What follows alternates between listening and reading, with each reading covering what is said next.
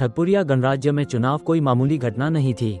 ये वैसा ही था जैसे शादी में बारात आने से पहले का माहौल, ढेर सारे वादे, ऊंची ऊंची बातें और अंत में दूल्हा जनता ठगा सा महसूस करता था।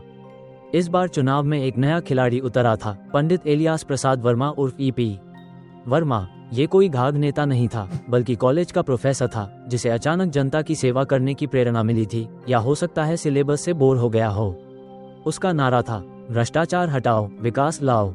जनता उसकी बातों से इतनी प्रभावित हो गई कि उसे सीधा चुनाव में उतार दिया।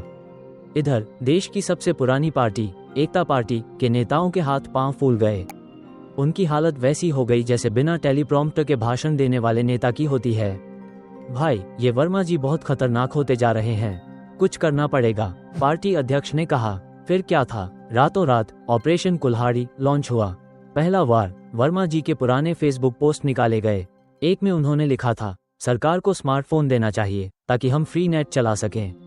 मीडिया ने हेडलाइन बनाई, देश को बेचने की साजिश, वर्मा चाहता है कि सरकार अपना खजाना खाली कर दे। दूसरा वार एक एडिटेड वीडियो वायरल किया गया जिसमें वर्मा जी किसी नाच गाने के प्रोग्राम में तालियां बजा रहे थे। न्यूज चैनल पर चला, अश्लीलता को बढ़ावा देने वाला नेता। तीसरा वार अचानक चुनाव आयोग को पता चला कि वर्मा जी की 10वीं की मार्कशीट पर उनके नाम की स्पेलिंग अलग थी।